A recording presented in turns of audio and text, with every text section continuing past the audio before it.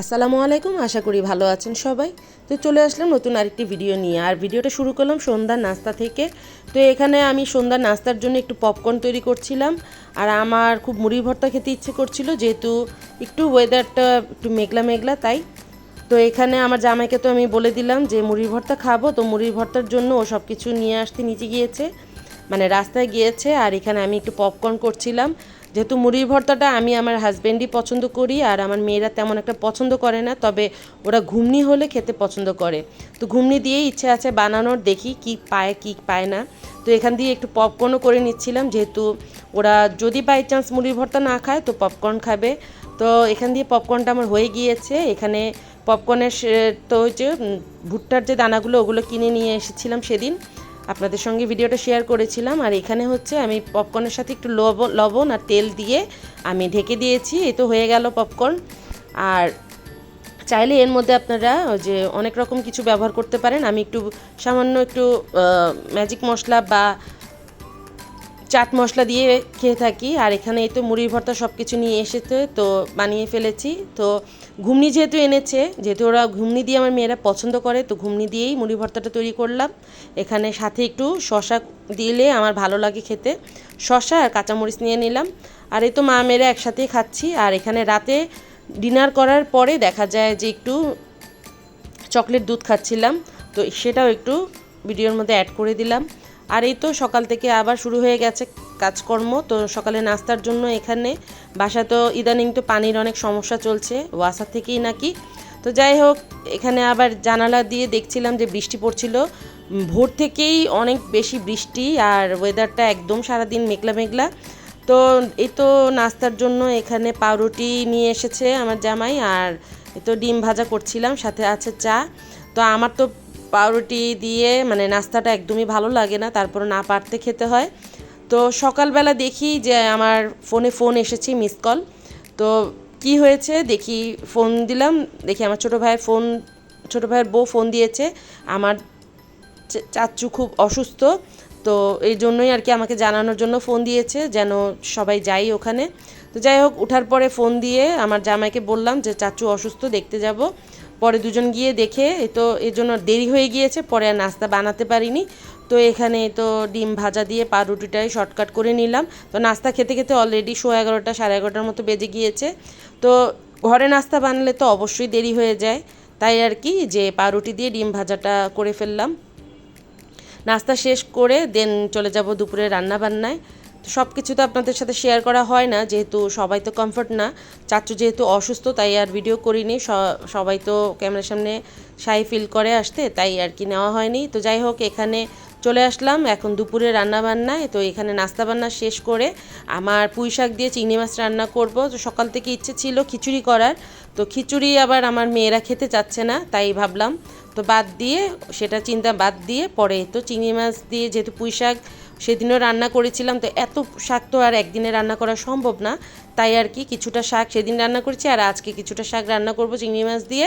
আর চিংড়ি মাছের ভর্তা করব শর্টকাট, আর ডাল রান্না করা আছে, সেটাই আমি গরম করে নিয়েছি। আর এখানে ভাত বসিয়ে দিয়ে আমি এই তো শাকগুলো এখন ভালো করে ধুয়ে নিব। তো এখানে সমস্যা হচ্ছে যে পানি দেখতে পাচ্ছেন, পানিটা খুব চিকন হয়ে পড়ছিল, মানে পানিটা কিছুক্ষণ আগেই এসেছে।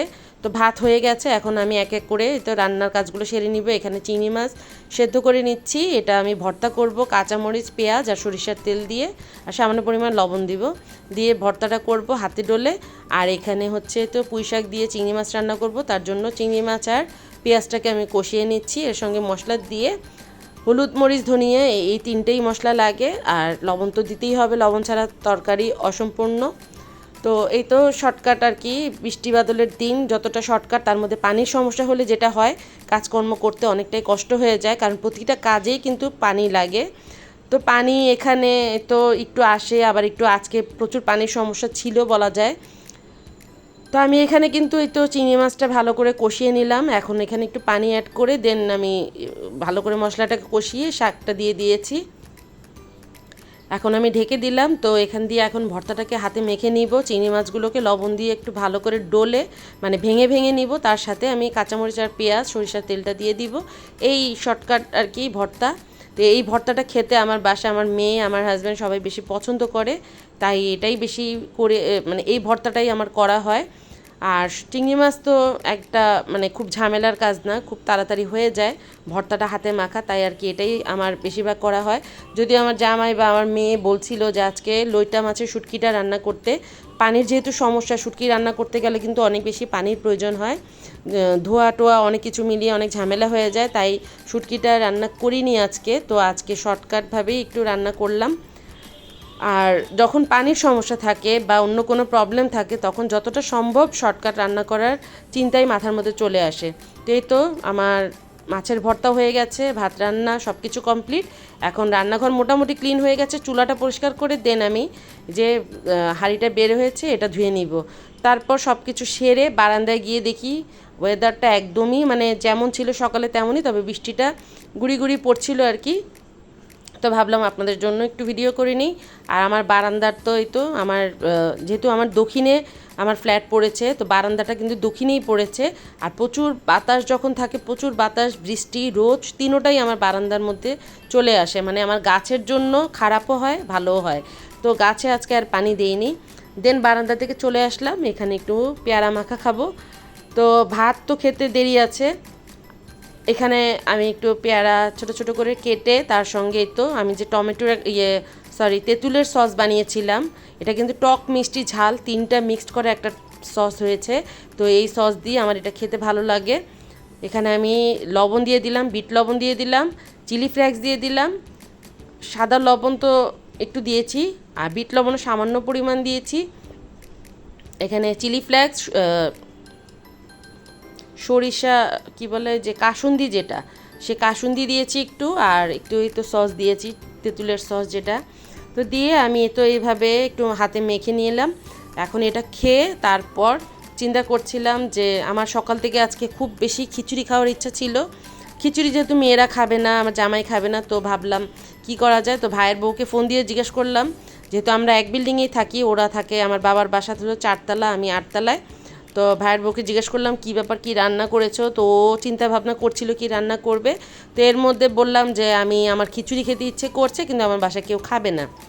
তো এটা বলা মাত্রই আমার ভাইয়ের বউ বলছে সমস্যা নেই আপু, আমি রান্না করে দিচ্ছি আপনার জন্য।